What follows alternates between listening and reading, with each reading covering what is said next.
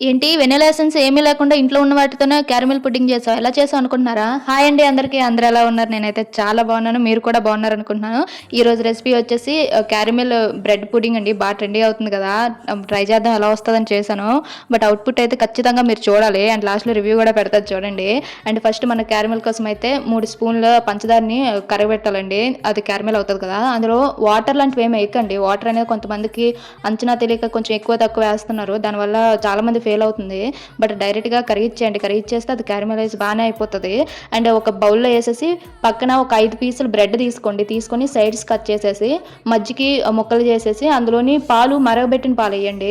దానివల్ల ఏంటంటే అది నానుతది. ఫాస్ట్‌గా నానుతది. నానిన తర్వాత అందులోని మిక్సీలో ఏసేసి అందులోని కప్పు పంచదార అండ్ వెనిలా ఎసెన్స్ ఇవేమి వద్దండి. అలా ఏస్తే ఆర్టిఫిషియల్‌గా ఉంటది. ఇలాగ ఓన్లీ యాలకులేసారంటే ఒరిజినల్ జున్నులా ఉంటది. చాలా టేస్టీగా ఉంటది. యాలకులేసిన తర్వాత ఒక 2 గుడ్లు కొట్టేసేయండి. ఏసిన తర్వాత మిక్సీ కొట్టేసి ఒక స్ట్రైనర్ అంటే జల్లిలాడ తీసుకొని ఇందాక క్యారమలైజ్ ఏదైతే చేసామో ఆ బౌల్‌లోని ఏసుకోండి. దానివల్ల ఏంటంటే క్రీమీగా వస్తది. చాలా బా వస్తది. ఏసిన తర్వాత నేనైతే అల్యూమినియం ఫాయిల్‌లో పెట్టాను.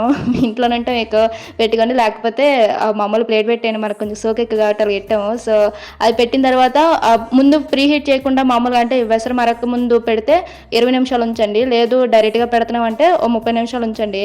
ఉంచిన తర్వాత చాకుకి అంటుతుందో లేదో చూసుకొని ఆ తర్వాత దించేయండి. దించిన తర్వాత డైరెక్ట్‌గా తినకండి. ఎందుకంటే ఎగ్స్ ఏసాం కదా! కొంచెం నీసు వాసన వస్తది. ఫ్రిడ్జ్‌లో పెడితే మాత్రం అందులోని గుడ్డేసామా లేదా అన్నట్టు ఉంటది. అంత బావుంటది. నాకైతే ఫస్టు చిన్న ఎగ్ స్మెల్ వచ్చేసరికి అమ్మ ఇది ఫెయిల్ అయిపోయింది. ఇంకా ఉంచక్కర్లేదు ఇది తీసి పడేద్దాం అనుకున్నాను. ఎందుకని మంచిదని ఫ్రిడ్జ్‌లో పెట్టాను.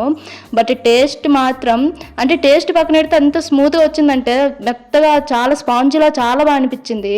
చూడొచ్చు మీరు ఎంత బా వచ్చిందో. కనీసం ఏ ఎడ్జెస్ పోకుండా. బట్ టేస్ట్ మాత్రం నోట్లో పెడితే కరిగిపోతుందండి. ఖచ్చితంగా ఇది ట్రై చేయండి.